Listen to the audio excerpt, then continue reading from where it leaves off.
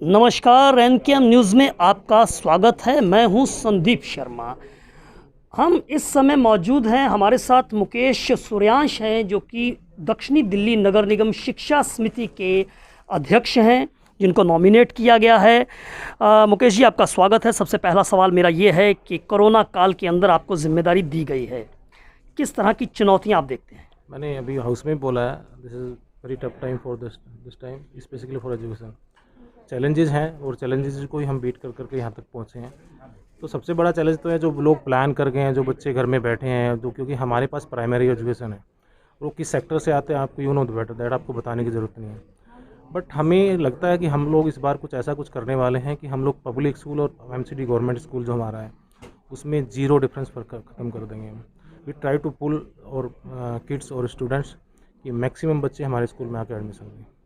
और जो जो इस टाइम कोरोना है ये पूरे देश में, पूरे विश्व में फैला हुआ है, और दिल्ली में आजकल जब से गृह मंत्री जी ने अपने चीज़ें अपने हाथ में ली हैं तो ये चीज़ें कंट्रोल भी हो गई काफ़ी हद तक। आपको लगता है कि ये पब्लिक स्कूल का और सरकारी स्कूलों का जो एक अंतर है, ये खाई है, इसे पाट पाएंगे? आज से कुछ दशक पहले की बात करें तो अधिकतर बच्चे जो थे वो सरकारी स्कूलों में, दिल्ली नगर निगम के स्कूलों में, दिल्ली सरकार के स्कूलों में पढ़ा करते थे। एक वक्त बदला और वक्त बदलने के बाद लोगों का भरोसा जो है वो इन पर कम हुआ।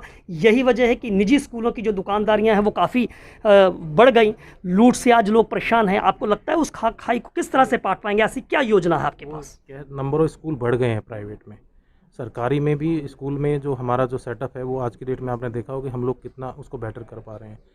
दिन पर दिन आपने देखा होगा हमारा एजुकेशन का ग्राफ बढ़ रहा है।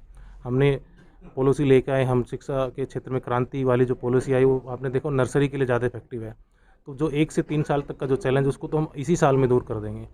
दूसरा, जो प्राइवेट स्कूल की जो मनमानी है, एफिलिएशन हमारे पास होता है मोस्ट ऑफ द टाइम जब जाता है, तो हम इस बार उस चीज़ पे भी लगा रहे हैं कि ऐसी कोई मनमानी वो इस तरह से ना कर पाएँ।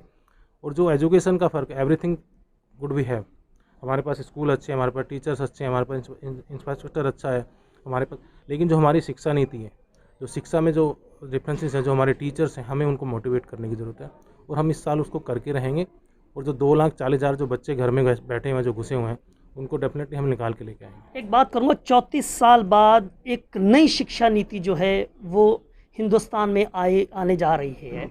उसको आपके जहन में उस बदली हुई शिक्षा नीति के हिसाब से क्या खाका है, क्या सोच है आपके पास? हमने तो वो काम कर दिया हमारी सरकार ने जो 500 सालों से नहीं हुए थे। राम मंदिर का मुद्दा 500 साल से था, 370 या 35 से कब से चला आ रहा था। तो ये तो 34 साल पुरानी, इसको हम 34 महीने में चीज़ों को डेवलप करके आपके सामने एमसीडी का एक नया प्रारूप, नया विजन, जिसको हम हाई एजुकेशन कहेंगे, उसको लाके आपके सामने हम पिछले जो भी मुझे कार्यकाल मिला है, जो मेरे से पिछले वाले हैं उन्होंने भी अच्छा किया, उसको अच्छे को मुझे और अच्छा करना, उसको आगे बढ़ाना, और जिसको आगे बढ़ा करके जिसको भी ये प्रणाली है निगम की, इसमें लोग आते हैं जाते हैं, चीज़ें बदलती रहती हैं, कुर्सी पे कभी कोई होता कभी कोई होता, बट बेटर को बेटर करना मुझे चैलेंज मिला है। और मेरे से जो पूर्व में जो चेयरमैन थी नंदिनी जी, उन्होंने भी अच्छा काम किया, उसको अच्छे को हमने और अच्छा करके लेके इस जाना चीज़ को आप बढ़ाएंगे? आपने कहा कि पहले भी काम अच्छा हुआ है और आप भी अच्छा काम करेंगे, ऐसा आप कह रहे हैं, लेकिन ऐसा दिल्ली नगर निगम में जो विपक्ष में बैठी हुई आम आदमी पार्टी या दिल्ली की सत्ता पर जो काबिज दिल्ली सरकार है, अरविंद केजरीवाल की सरकार, वो नहीं मानती है। वो मानती है कि दिल्ली नगर निगम जो है वो भ्रष्ट है, दिल्ली नगर निगम निकम्मा है, और ख़ास करके स्कूलों पर निशाना जो है वो साधते हुए नजर आते हैं, और दिल्ली नगर निगम के स्कूलों को दिल्ली सरकार के साथ स्कूलों के साथ में तुलना करते हुए नजर आते हैं। इस पर आप क्या कहेंगे?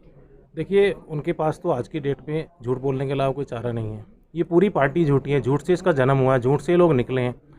कोरोना काल में भी अगर किसी ने दिल्ली को बचाया तो नगर निगम ने बचाया, नगर निगम के अध्यापकों ने बचाया। मेरा एक एक अध्यापक नगर निगम के स्कूल में जाके राशन बांटने का काम कर रहा था। भारत सरकार राशन दे रही थी, ये लोग राशन पे भी अपनी मोहर फोटो लगा के भेज रहे हैं। तो इससे छोटी राजनीति तो कोई कर नहीं सकता। शिक्षा के क्षेत्र की अगर बात करते हैं तो हमारा पढ़ाई में हम कोई कॉम्प्रोमाइज़ नहीं करते। हम पुराने कपड़े उतार के नए नहीं पहनाते, हम सब कुछ नया करने जा रहे हैं। आपने 4 कमरे बनाए, 2 स्कूल बनाए। पिछले 5 साल में दिल्ली सरकार ने डीडीए से या एमसीडी से कोई लैंड नहीं ली है, तो स्कूल कहाँ से बन गए? कोई टीचर जो भर्ती हुए हैं उनको अभी तक ज्वाइनिंग नहीं मिले, सैलरी दे नहीं रहे हैं। और नगर निगम में जो अगर भ्रष्टाचार भी कर रहे हैं तो इनके पार्षद कर रहे हैं, जो इनके पार्षद हैं।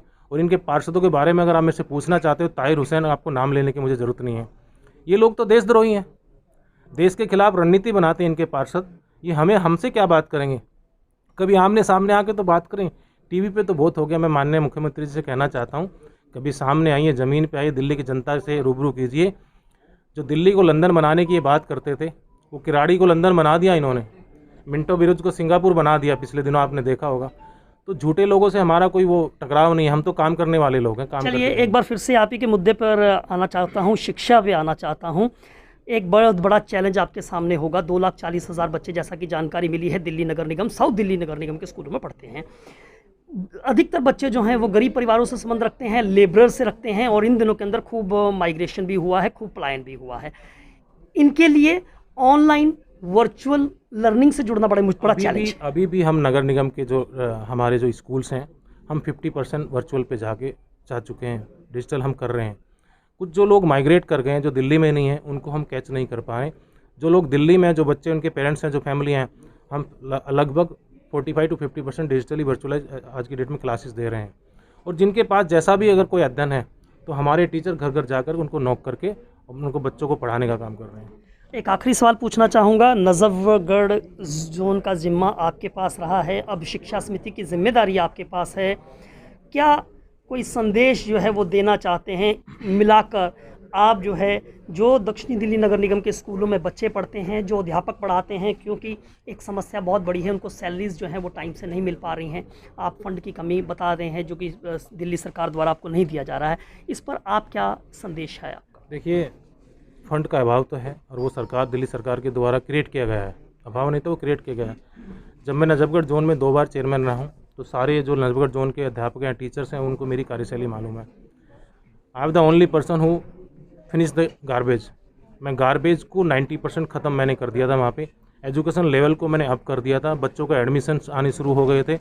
हर स्कूल को मैंने बायोमेट्रिक पे लेके हम लोग आ गए थे। तो नजफगढ़ वालों को तो मेरे बारे में अच्छे से मालूम है कि मेरी कार्यशैली क्या है।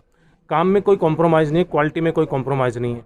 2 दिन डिले चलेगा, लेकिन क्वालिटी और काम में कोई कॉम्प्रोमाइज़ नहीं है। बातचीत के लिए शुक्रिया, धन्यवाद। हमारे साथ मुकेश जी, मुकेश सूर्यांश, जो कि शिक्षा समिति के चेयरमैन, जिन्हें नॉमिनेट किया गया है, अध्यक्ष बनाया गया है, जिनका ये कहना है कि वो लोगों की उम्मीदों पर खरे उतरेंगे। हालांकि आरोप प्रत्यारोप जिस तरह से आप देखते हैं दिल्ली सरकार के बीच में और दिल्ली नगर निगम के बीच में रहता है, लेकिन उन सब के बीच में शिक्षा बहुत महत्वपूर्ण है। इस शिक्षा में क्या क्रांतिकारी बदलाव जो केंद्र सरकार जिस तरह से दावा कर रही है और नीति लेकर आई है, उसको किस तरह से अमली जामा पहनाते हैं, देखना होगा। Sandeep Sharma, NKM news, Delhi.